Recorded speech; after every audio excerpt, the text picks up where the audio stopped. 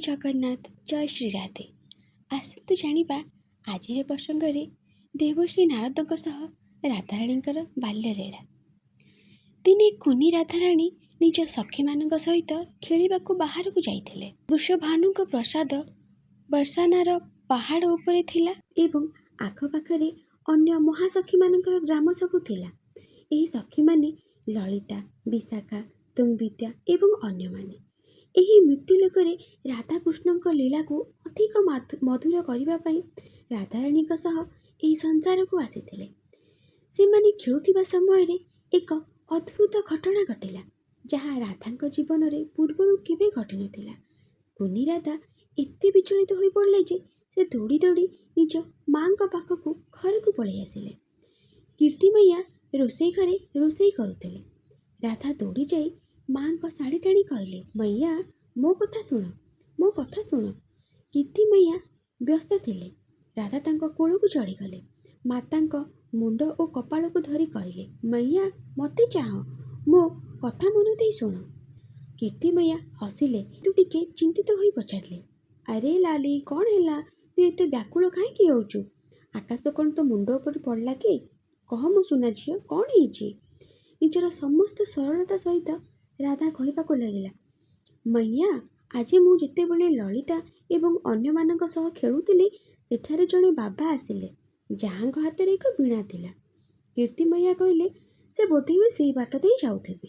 କିନ୍ତୁ ରାଧା ଜିଦ୍ ଧରି କହିଲେ, ନା ମୈୟା, ସେ ଆମକୁ ଦେଖି ଅଟକି ଗଲେ, ଆଉ ସେ ଅନ୍ୟ କାହାକୁ ଚାହିଁଲେ ନାହିଁ। ଲଲିତା କି ବିଶାଖା କାହାକୁ ବି ନୁହେଁ, ସେ କେବଳ ମୋତେ ହିଁ ଚାହିଁ ରହିଲେ।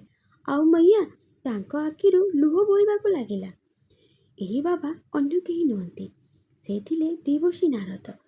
ସେ କେବେ ଆଶା କରିନଥିଲେ ଯେ ଏହିପରି ଭାବେ ତାଙ୍କୁ ରାଧାଙ୍କ ଦର୍ଶନ ମିଳିବ। ଭକ୍ତିରେ ଗଦଗଦ ହୋଇ ତାଙ୍କ ଆଖିରୁ ଅଶ୍ରୁଧାରା ବୋହି ଚାଲିଲା।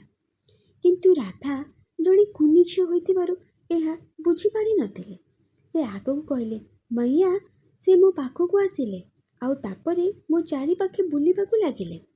ଥରେ, ଦୁଇଥର, 7 ଥର, ଆଉ ସେ ସବୁବେଳେ ରାଧେ ରାଧେ ଜପ କରୁଥିଲେ। କିନ୍ତୁ ମୈୟା, ମୁଁ ବୁଝିପାରିଲି ନାହିଁ, ଏହି ବାବା ମୋ ଚାରିପାଖରେ କାହିଁକି ବୁଲୁଥିଲେ? ମୁଁ କ'ଣ ଭୁଲ କଲି? ସେ କ'ଣ ପାଗଳ ହୋଇଯାଇଛନ୍ତି କି?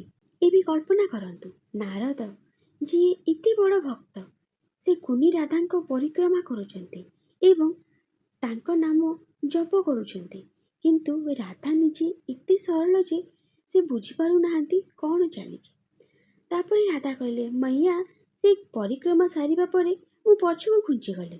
ତୁ ଜାଣୁ ସେ କ'ଣ କଲେ? ମୁଁ ଯେଉଁ ମାଟିରେ ବସିଥିଲି, ସେହି ସ୍ଥାନର ଧୂଳିକୁ, ମୋ ପାଦର ଧୂଳିକୁ ସେ ଉଠାଇ ନିଜ ପାଟିରେ ପୁରେଇ ଦେଲେ। ସେ ତାକୁ ଖାଇଦେଲେ ମୈୟା। କୀର୍ତ୍ତିମୟା ଆଶ୍ଚର୍ଯ୍ୟ ହୋଇଗଲେ। କିନ୍ତୁ ରାଧା ଦ୍ୱନ୍ଦ୍ୱରେ ପଡ଼ି କହିଲେ, ମୈୟା, ନିଶ୍ଚୟ ସେ ଜଣେ ପାଗଳ ଲୋକ ହୋଇଥିବେ, ନହେଲେ ଏମିତି ମାଟି କିଏ ଖାଏ? ସନ୍ଥମାନେ କୁହନ୍ତି ଯେ ନାରଦ ରାଧାଙ୍କ ପାଦଧୂଳି ପାଇଁ ବ୍ୟାକୁଳ ଥିଲେ।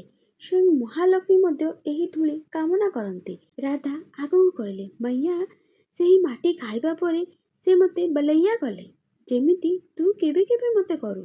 ଆଉ ତାପରେ ଲଳିତାର ପ୍ରଶ୍ନର ଉତ୍ତର ନ ଦେଇ ସେ ଜୋରରେ ହସିଲେ, କଟହାସ୍ୟ କଲେ ଏବଂ ହଠାତ୍ ଦୌଡ଼ି ପଳାଇଲେ, ଯେମିତି କେହି ତାଙ୍କୁ ବାହାରକୁ ଘଉଡ଼ାଇ ଦେଉଛି। ନାରଦ ଭାବବିହ୍ୱଳ ହୋଇ ପଡ଼ିଥିଲେ, ଯେଉଁଥିରେ ତାଙ୍କ ଶରୀରରେ 8ଟି ଯାକ ସାତ୍ତ୍ୱିକ ଭାବ, କାନ୍ଦିବା, ହସିବା, କମ୍ପିବା ଏବଂ ଦୌଡ଼ିବା ପ୍ରକଟ ହେଉଥିଲା। ରାଧା ନିଜର ସରଳତାରେ ମାଙ୍କୁ କହିଲେ, ମୈୟା, ତୋର ମନେ ହେଉନାହିଁ କି ସେ ଜଣେ ପାଗଳ ଲୋକ ଥିବେ? କୀର୍ତ୍ତିମୟା କିନ୍ତୁ ଏବେ ସବୁ ବୁଝି ଯାଇଥିଲେ।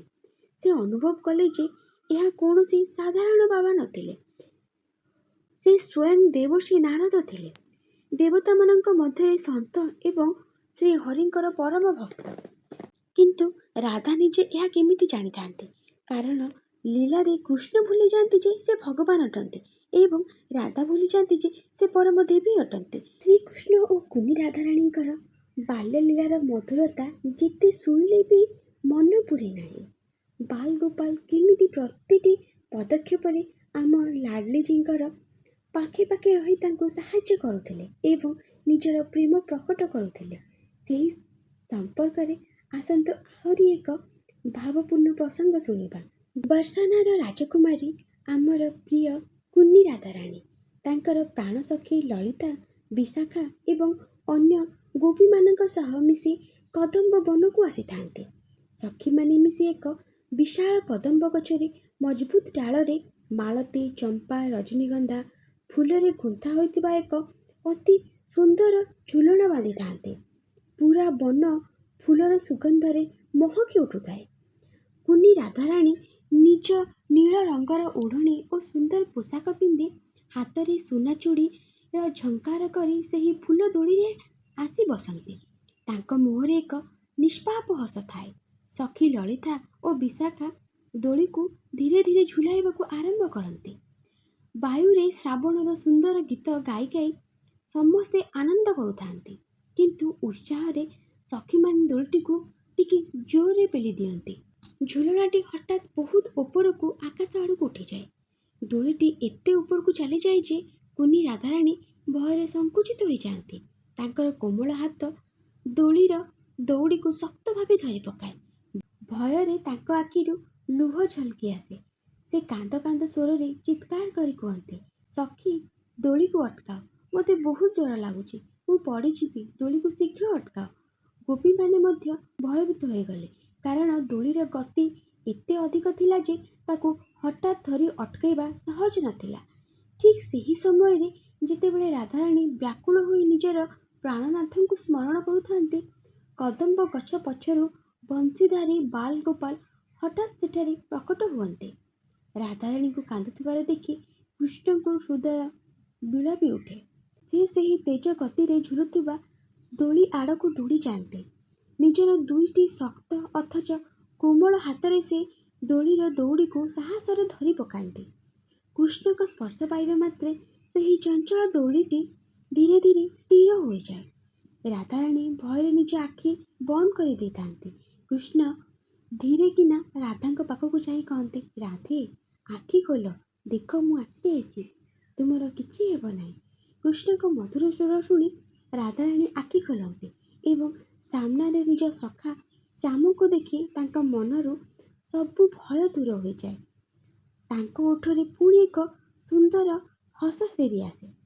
ରାଧାରାଣୀଙ୍କ ମନରୁ ଡରର ସମ୍ପୂର୍ଣ୍ଣ ଭାବେ ବାହାର କରିବା ପାଇଁ କୃଷ୍ଣ ନିଜେ ସେହି ଦୋଳିରେ ରାଧାଙ୍କ ପାଖରେ ବସି ପଡ଼ନ୍ତି। ସେ ନିଜେ ଧୀରେ ଧୀରେ ନିଜ ପାଦରେ ଦୋଳିକୁ ଏକ ମଧୁର ଗତିରେ ଝୁଲାଇବାକୁ ଲାଗନ୍ତି। ଏବେ ରାଧାରାଣୀ ଆଉ ଡରୁ ନଥାନ୍ତି, ବରଂ କୃଷ୍ଣ ସହ ଦୋଳି ଖେଳି ବହୁତ ଖୁସି ହୁଅନ୍ତି।